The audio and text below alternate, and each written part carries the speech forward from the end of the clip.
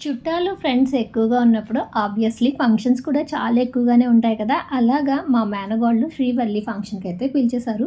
ఆ రోజు సండే అయినప్పటికీ 10థ్ క్లాస్ ఎగ్జామ్స్ ఉండడం వల్ల మా వారికైతే స్కూల్ ఉంది. నేనొక్కదాన్నయితే ఈ ఫంక్షన్‌కి అటెండ్ అయ్యాను. శ్రీవల్లికి అక్షింతలు వేసేసిన తర్వాత చుట్టాలందరూ కనిపిస్తూ ఉంటారు కదండీ! అందరిని పలకరించి ఎలా ఉన్నారు ఏంటని కుదిరిన వాళ్ళందరితో సెల్ఫీ దిగేశాననమాట. చాలా వరకు పిక్స్ కూడా దిగేశాము.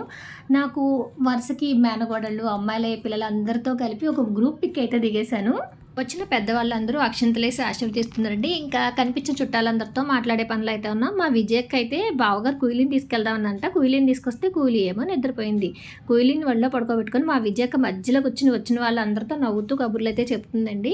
ఫోటోగ్రాఫర్స్ అయితే శ్రీవల్లిని స్టిల్స్ తీసే పనిలో ఉన్నారనమాట. ఎందుకంటే అక్షింతలేయడానికి చాలా మంది వస్తూ ఉంటారు కదండీ! డ్రెస్ చేంజింగ్ తీసుకెళ్తారు కదా మధ్యలో. ఈ డ్రెస్ మీద స్టిల్స్ మిస్ అయిపోతామని చెప్పి ఈ డ్రెస్ మీద ఉన్న స్టిల్స్ అన్నీ కూడా తీసేస్తున్నారు.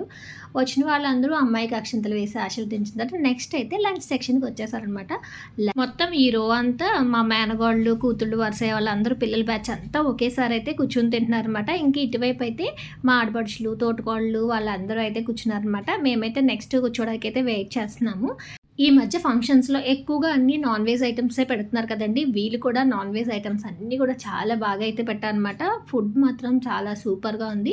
లాస్ట్‌లో ఐస్ క్రీమ్‌తో అయితే లంచ్ అయితే ఫినిష్ చేసేసారండి. అక్షింతలు వేసిన వాళ్ళందరూ వచ్చి ఆశీర్వదించి భోజనం చేసేసిన తర్వాత గిఫ్ట్ కింద అంటే చదివింపు ఎంతో కొంత రాస్తారనమాట. అలాగా రాసే వాళ్ళకి మళ్ళీ ఒక గిఫ్ట్ ఆర్టికల్ అయితే ఇచ్చేస్తూ ఉంటారనమాట. అలా బిజీగా ఇక్కడ చదివింపుల సెక్షన్ అయితే జరుగుతుందనమాట. ఇలా మా శ్రీవల్లి ఫంక్షన్ చాలా బాగా జరిగిందండి. Like, share, subscribe.